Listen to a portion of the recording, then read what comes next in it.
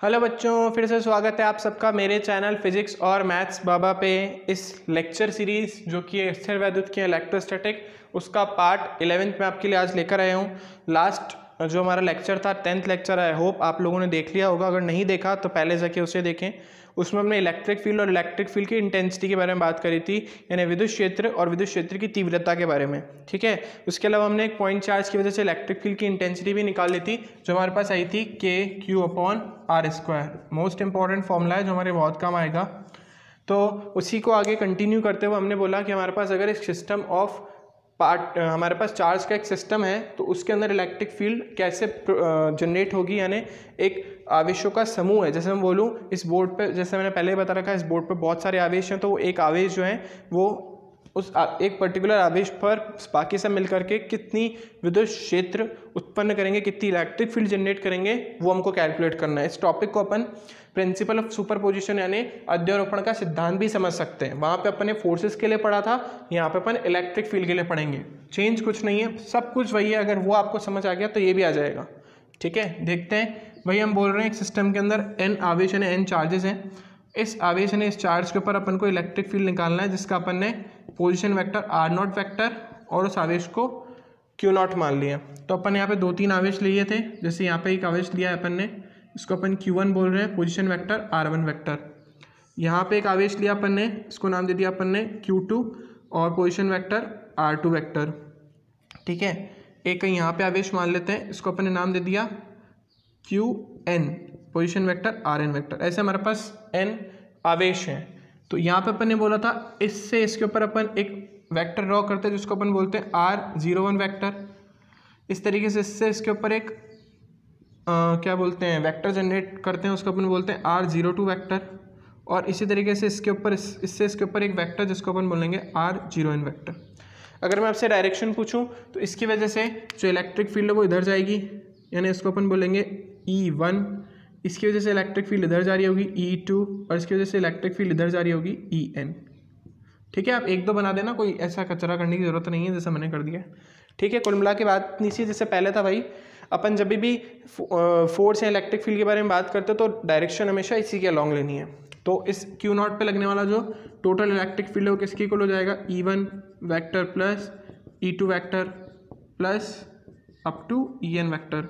इसके लिए KQ/R01 vector के मॉड का स्क्वायर और Q1 है ये चार्ज, R01 का कैप। वहाँ पे Q1 के साथ Q0 भी आ रहा था, क्योंकि अपन फोर्स निकाल रहे थे। यहाँ पे अपन क्या निकालना चाहते हैं, इलेक्ट्रिक फील्ड। तो उन सब में से अपन ने Q0 को हटा दिया, फॉर्मूला वही है, बस वहाँ से अपन ने क्या हटा दिया, Q0। ऐसे ही KQ2/R02 वेक्टर के मॉड का स्क्वायर और R02 cap up to KQN/R0n vector के मॉड का स्क्वायर और ये R0n कैप। जैसे पहले लिया था, K कॉमन ले लीजिए, अंदर Q1/R01 के वेक्टर के मॉड का स्क्वायर R01 कैप, और ये हमारे पास KQN, K तो बाहर आ गया, और R0n वेक्टर के मॉड का स्क्वायर और ये R0n कैप। ठीक है, अब अपन क्या करेंगे, इसको सिग्मा में लिख सकते हैं। मैंने बोला था जो चीज़ चेंज होती है उसी को अपन I लिखते हैं यहाँ पे। तो क्या चेंज हो रही है, एक तो ये 1 2 3 4 हो रहा है, और नीचे R0 एज इट इज से I चेंज, ये वाली वैल्यू चेंज हो रही है, और यहाँ पे ये कैप। तो ये इसका फॉर्मूला बन गया नेट फोर्स का, सॉरी नेट इलेक्ट्रिक फील्ड का। फाइन, तो यही है बस इसके अंदर क्या बोलते हैं, सिस्टम ऑफ चार्जेस हमारे पास हो, यानी एक आवेशों का समूह है, कोई उनका निकाय है, तो उसकी वजह से एक चार्ज के ऊपर, एक आवेश के ऊपर कितनी इलेक्ट्रिक फील्ड जनरेट होगी। इसी लेक्चर में हम देखेंगे इसके न्यूमेरिकल्स। इस बार न्यूमेरिकल आपको नीचे लिखे हुए नहीं मिलेंगे, मैं आपको सिर्फ बता देता हूँ, नॉर्मल क्वेश्चन ही है, एक डायग्राम बेस्ड है, इसलिए मैंने नहीं डाले, तो आपको न्यूमेरिकल सीधे ही समझ आ जाएंगे।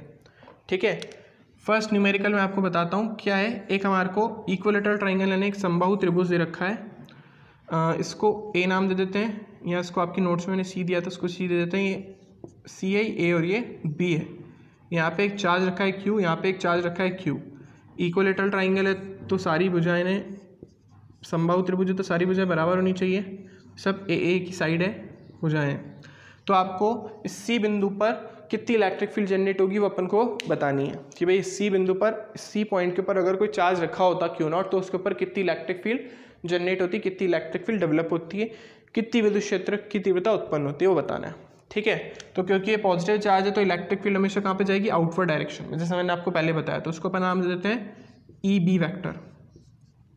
इसकी वजह से भी कहाँ जाएगी, आउटवर्ड डायरेक्शन है EA वेक्टर। अब इसका रिजल्टेंट निकालना है अपन को, तो वही फॉर्मूला यूज़ करेंगे जो अपन ने वेक्टर पैरेललोग्राम के वेक्टर एडिशन में पढ़ा था, समानांतर चतुर्भुज के जो लास्ट क्लास में पढ़ाया आप लोगों ने। समानांतर चतुर्भुज में अपन जो वेक्टर एडिशन का लॉ लगाते हैं, ठीक है, सदिशों के संयोजन का, तो उसमें आप लोगों ने पढ़ा है जो आर वेक्टर आर होता था वो किसके इक्वल आता था, A² + B² + 2AB cos theta. तो यही फॉर्मूला लगाना है।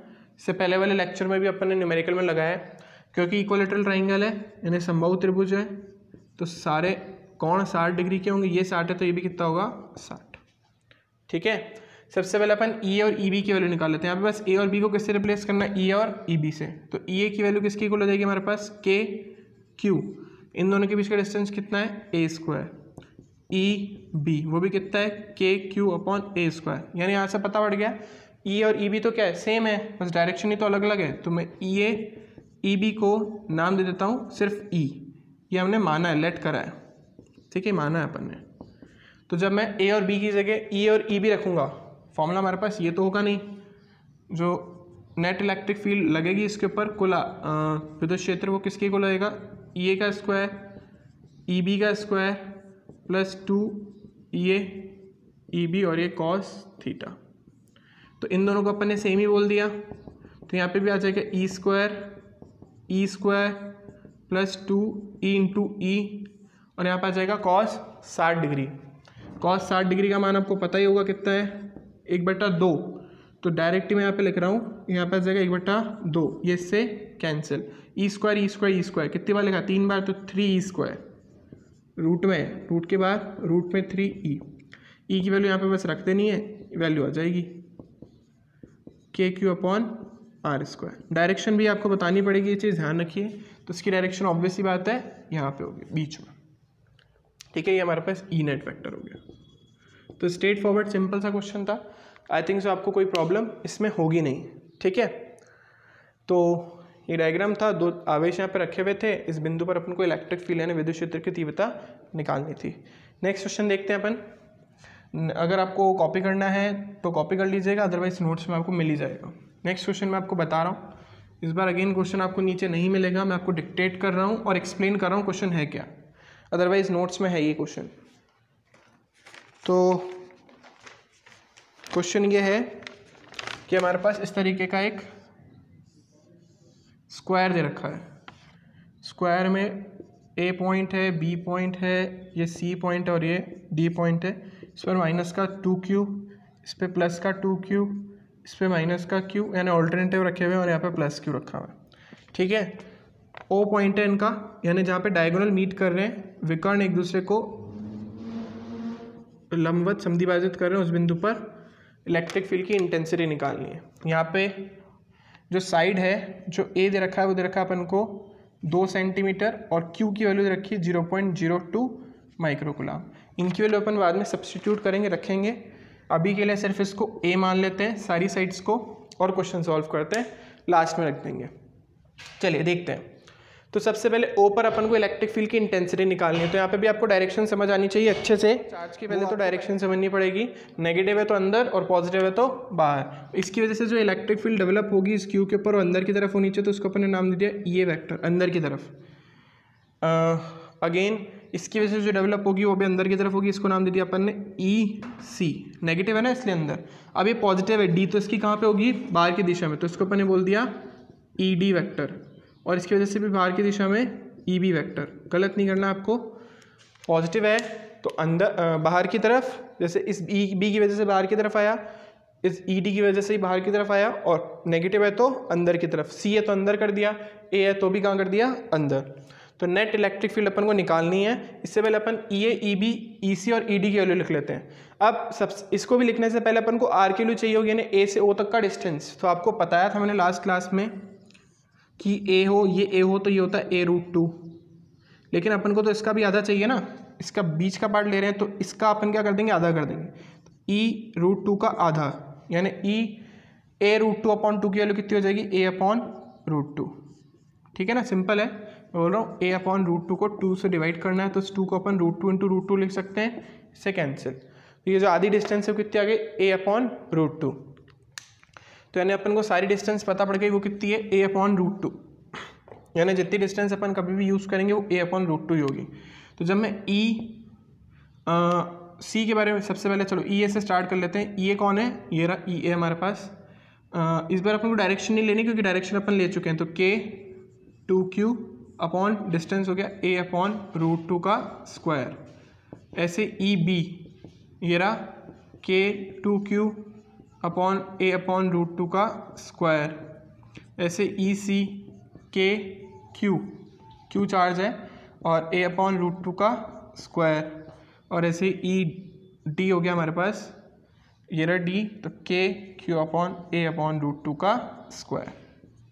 अब थोड़ा सा कॉमन सेंस लगाना और कुछ नहीं है। अब अगर आप ढंग से देखें तो मैं इसको डायग्राम को थोड़ा साइड में ढंग से बना देते हैं। ये हमारे पास ई ए आ रहा है। अच्छा, ई ए जो है वो बड़ा है ना एज़ कम्पेयर टू ई सी, तो इसकी जो लेंथ है थोड़ी हम बड़ी बना दें ताकि आपको थोड़ा फील आए। तो ई ए हमारे पास बड़ा है, ये हमारे पास ओ पॉइंट है, ये हो गया हमारे पास ई ए। इसके अपोजिट में कौन है, ई सी, इसका जस्ट आधा होगा। यहाँ पे ई बी बड़ा है तो ई बी की डायरेक्शन ये रही, ये हमारे पास ई बी हो गया। और ये ई डी छोटा है, वैल्यू देख के पता पड़ रहा होगा आपको, ठीक है ना, ये वैल्यूज़ है ना, इसी के बेसिस पे डायग्राम बना हुआ है। अब आपको इतनी बात तो समझ आ रही है कि अपन रिजल्टेंट ऐसे तो निकाल नहीं सकते, दो तरीके हैं, तो इन दोनों का रिजल्टेंट निकाल के और इन दोनों का रिजल्टेंट निकाल के सब्ट्रैक्ट कर दूँ, घटा दूँ, एक तरीका तो वो है। अदरवाइज मैं इसको जब उल्टा करूँगा तो इसके लिए जो पॉजिटिव हो क्या हो जाएगी, नेगेटिव। तो इन दोनों का एक रिजल्टेंट निकल जाएगा ई और ई सी का, एक ई बी और ई डी का निकल जाएगा। कॉमन सेंस लगाने वाली बात ये है कि ई ए बड़ा है तो ई ए में से मेरे को ई सी को माइनस करना चाहिए। मैं ये कह रहा हूँ ई ए माइनस ई सी कर रहा हूँ, ठीक है। ये मैं बोल देता हूँ इसको एक नया इलेक्ट्रिक फील्ड ई ए सी। इसकी डायरेक्शन क्या होगी, यहाँ पे क्योंकि ये तो बड़ा है। इसकी वैल्यू आप देखिए ई ए की ये रही 2k/q अपॉन a/√2 का स्क्वायर और ई सी की वैल्यू k/q अपॉन a√2 का स्क्वायर। दोनों को सब्ट्रैक्ट करेंगे तो दो में से एक जाएगा तो एक ही बचेगा, वैल्यू हो जाएगी k/q अपॉन a/√2 का स्क्वायर। ऐसे अब जब मैं इन दोनों को देखूंगा तो इस पर लिखूंगा मैं ई बी सी, क्योंकि बी बड़ा है तो हमारे पास हो जाएगा E B minus E D, ये डी है, ठीक है। अगेन बी के अंदर 2 है और डी में 1 है, सब्ट्रैक्ट करके वही आने वाला है, घटाने पे a/√2 डिवाइड में आ जाएगा, ठीक है। सो अब मुझे पता पड़ गया इसका जो कंबाइंड डायग्राम है कुछ इस तरीके से होगा कि अपन इसका डायग्राम कुछ इस तरीके से बना सकते हैं कि एक वेक्टर तो हमारे पास यहाँ पे आ गया ई ए सी वेक्टर और यहाँ पे आ गया हमारे पास ई बी डी वेक्टर। पता है आपको 90 डिग्री कोण पे काटते हैं, जो आपका वर्ग होता है उसमें जो विकर्ण होते हैं डायगोनल होते हैं एक दूसरे को 90 डिग्री कोण पे काटते हैं, तो वही है हमारे पास। तो इनका रिजल्टेंट जो है वो ऑब्वियसली बात है यहाँ आना चाहिए। कोण कितना है, 90 डिग्री का। तो आप चाहे तो सीधा सीधा कर सकते हैं, आपको पता है जब मैं फॉर्मूला लगाऊंगा, इसको मैं यहाँ बना देता हूँ, इस तरीके का कुछ है। ये हमारे पास हो गया ई ए सी वैक्टर और ये हो गया हमारे पास E B D vector. 90 degree का कोण है तो रिजल्टेंट कहीं बीच में आएगा, ठीक है। यानी कुछ यहाँ पे इसका रिजल्टेंट होना चाहिए जो कि किसके समानांतर है, बी ए के, ए बी नहीं बी ए के, क्योंकि यहाँ से यहाँ पे जा रहा है। तो रिजल्टेंट निकालने का सिंपल फॉर्मूला है, ई नाम दे देते हैं इसको, वो कितना हो जाएगा ई ए सी का square plus E B D का square plus 2 E A C E B D और एक कॉस थीटा। थीटा कितना है इन दोनों के बीच में, 90 डिग्री। क्यों, क्योंकि जो आपके वर्ग होते हैं उसके डायगोनल यानी विकर्ण एक दूसरे को 90 डिग्री पर समद्विभाजित करते हैं। तो यहाँ पे आ जाएगा 90 और कॉस 90 की वैल्यू वैसे 0 होती है, तो ये तो हट गया। और इन दोनों की वैल्यू आपको दिख रही है सेम ही आ रही है। तो मैं अगर इनकी वैल्यू रखूँगा तो k/q अपॉन a/√2 का स्क्वायर और पूरे का square plus k/q upon a/√2 का स्क्वायर और इस पूरे का भी स्क्वायर, और ये सब किस में है, रूट में। तो ये वैल्यू कितनी बार आ रही है, 2 बार, तो उसका मैं लिख सकता हूँ ना 2 के क्यू अपॉन ए अपॉन रूट टू के स्क्वायर का होल स्क्वायर, और ये सब किस में, रूट में। बाहर आएगा तो स्क्वायर का सिर्फ के क्यू अपॉन ए अपॉन रूट टू, और टू का हो जाएगा रूट टू। ठीक है, इसका हमारे पास स्क्वायर है, इसका स्क्वायर ओपन कर देते हैं, K as it is Q as it is a square, और ये रूट टू ऊपर चला जाएगा, उसका स्क्वायर कितना हो जाएगा 2, तो अब हमारे पास आ गया 2 रूट 2। ठीक है, अब बस वैल्यू रखनी है और आपका आंसर आ जाएगा। तो वैल्यू हमारे पास क्यू की वैल्यू दे रखी है 0.2, मैं यहीं पे कर देता हूँ 0.02 माइक्रोफेरेड का मतलब 10 की घात माइनस का 6, पॉइंट 2 हटाएंगे तो 2 इंटू 10 की घात माइनस का 8। समझ आता होगा आपको। ऐसे 2 सेंटीमीटर को हम लिख सकते हैं 2 इंटू 10 की घात माइनस का 2 मीटर। ठीक है, सारी वैल्यू बस रखनी है, 2 रूट 2 9 गुणा 10 की घात 9 के की वैल्यू, क्यू की वैल्यू कितनी है 2 गुणा 10 की घात 8, और ए 2 बार है 2 इंटू 10 की घात माइनस का 2, 2 इंटू 10 की घात माइनस का 2, ये माइनस का 8। तो ये 2 से 1 2 कैंसिल हो रहा है, 2 से ये 2 कैंसिल हो रहा है, माइनस का 2 माइनस का 2 माइनस का 4, ऊपर जाके प्लस का 4, तो 9 रूट 2 10 की घात 9 हो गई, माइनस का 8, और ये ऊपर जाके प्लस, तो प्लस का 4। सॉल्व करने पे कितना आ जाएगा हमारे पास,